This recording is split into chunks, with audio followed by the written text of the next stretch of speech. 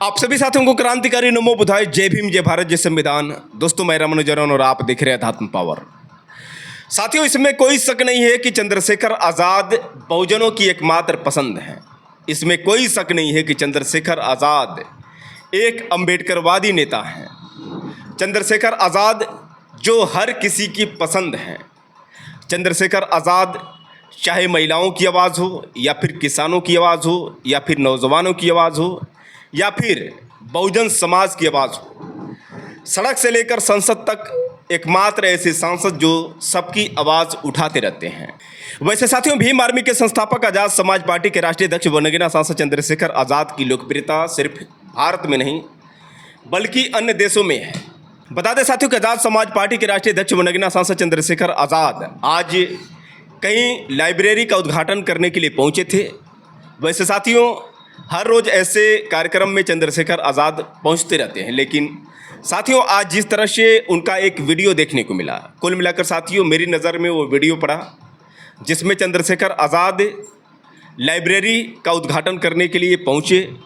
वहां पर कुछ महिलाएं थीं जिनके हाथ में थाली थी। साथियों, आप इस वीडियो में देखिए किस तरह से चंद्रशेखर आज़ाद उद्घाटन के लिए वहां पर पहुंचते हैं और उसके बाद कैसे महिलाएं वहाँ पर उनका इंतज़ार कर रही होती हैं। फिर उसके बाद साथियों आप देख सकते हैं महिलाएं किस तरह से थाली में हाथ डालती हैं और उसके बाद कैसे उठाकर चंद्रशेखर आज़ाद को टीका लगाती हैं।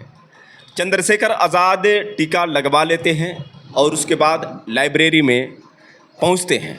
वैसे साथियों, चंद्रशेखर आज़ाद ये पहली बार देखने को मिला है कि वह टीका लगाए हैं। इससे पहले साथियों आप लोगों ने कई बार देखा होगा कि चंद्रशेखर आज़ाद जब मंच पर जाते हैं और जब उनको माला पहनाया जाता है तो चंद्रशेखर आज़ाद सीधे तौर पर मना कर देते हैं, यानी वो कह देते हैं कि मैं माला नहीं पहनता। तो साथियों मेरे कहने का मतलब ये है कि जिस तरह से चंद्रशेखर आज़ाद मंचों पर माला पहनने से इनकार कर देते हैं, ठीक उसी तरह से अगर चाहते तो महिलाओं ने जब टीका लगाना चाहा तो उस समय चंद्रशेखर आज़ाद ये कह सकते थे कि माफ़ कहना बहन या फिर माफ़ कहना दीदी, मैं टीका नहीं लगाता, तो शायद बात बन जाती।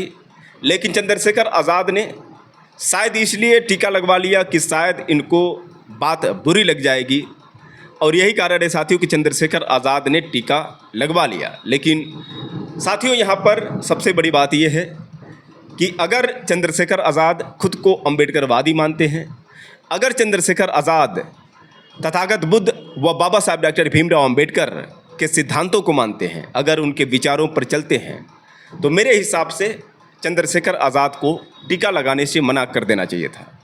क्योंकि चंद्रशेखर आज़ाद शुरू से ही लगातार अंधविश्वास पाखंड के खिलाफ आवाज़ उठाते रहे हैं और लगातार महिलाओं को जागरूक करते रहे हैं। तो महिलाएं अगर अंधविश्वास का शिकार होती हैं तो इनको जागरूक करना कहीं ना कहीं हमारी सबसे बड़ी जिम्मेदारी है।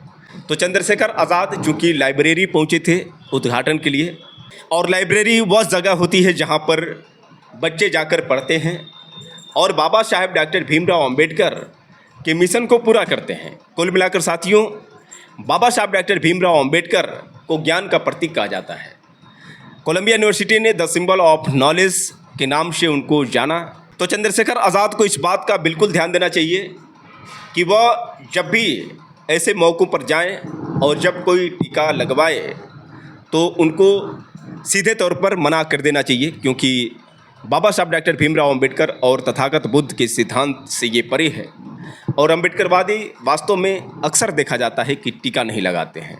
कुल मिलाकर साथियों मेरी बात करें तो पहले जब हम बाबा साहब डॉक्टर भीमराव अंबेडकर को नहीं मानते थे, न जानते थे, हम भी जब छोटे थे, कुल मिलाकर हमारे माता पिता उतने बड़े अंबेडकरवादी नहीं थे, तो उस समय बचपन में कोई टीका लगाता था तो हम लगवा लेते थे। लेकिन साथियों जब से जागरूक हुए हैं, जब से बाबा साहब डॉक्टर भीमराव अंबेडकर के बारे में हमने जाना है, और जब से ये जाना है कि आज जो भी कुछ है बाबा साहब डॉक्टर भीमराव अंबेडकर की देन है, और भगवान बुद्ध ही एकमात्र ऐसे हैं जिन्होंने मानवता की बात की थी, वही एकमात्र ऐसा धर्म है जिसमें सभी को समान दृष्टि से देखा जाता है। तो ऐसे में साथियों अगर हम तथागत बुद्ध को मानते हैं, बाबा साहब डॉक्टर भीमराव अंबेडकर को मानते हैं, तो हमें कहीं ना कहीं टीका नहीं लगवाना चाहिए।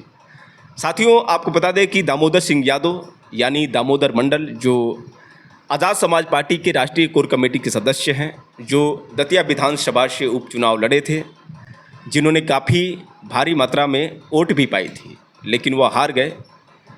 चंद्रशेखर आज़ाद की तरह वो भी कहीं जाते थे, मना नहीं कर पाते थे और लोग टीका लगा देते थे। लेकिन साथियों, उनके कमेंट को मैंने कई बार पढ़ा है, उसमें टीके पर सवाल खड़ा होते थे। तो मैं नहीं चाहता हूं कि चंद्रशेखर आज़ाद पर भी किसी भी प्रकार का कोई सवाल खड़ा करे, कोई मनवादी सवाल खड़ा करे। तो ऐसी छोटी छोटी बातों पर चंद्रशेखर आज़ाद को ध्यान देना होगा, क्योंकि चंद्रशेखर आज़ाद बहुजनों की एकमात्र शान है। वह किसी को खुश करने के लिए अंधविश्वास, पाखंड, आडंबर जैसी चीज़ों को न अपनाएं। टीका लगाना कहीं न कहीं अंधविश्वास, पाखंड का प्रतीक है। तो चंद्रशेखर आज़ाद, अगर आप हमारे इस वीडियो को देख रहे हैं तो आपसे निवेदन है कि आप टीका न लगाएं तो बेहतर है, क्योंकि आप बहुजनों की शान हैं, बहुजनों के स्वाभिमान हैं और एकमात्र आप उम्मीद हैं। वैसे साथियों, मेरे अंदर ये अक्सर ऐसी बात रहती है, जहाँ मुझे लगता है कि यह गलत है तो मैं ज़रूर बोलता हूँ, क्योंकि मेरा ये सिद्धांत रहा है कि मैं सत्य को सत्य बोलूं और झूठ को झूठ बोलूं। साथियों, वैसे आप लोग की क्या राय है? आप लोग अपनी राय ज़रूर दीजिए। और क्या एक अम्बेडकरवादी को टीका लगाना चाहिए या नहीं, इस पर भी आप लोग अपनी राय ज़रूर दीजिए। साथियों, फिर मिलेंगे अगले वीडियो के साथ। तब तक के लिए क्रांतिकारी नमो बुधाय। जय भीम।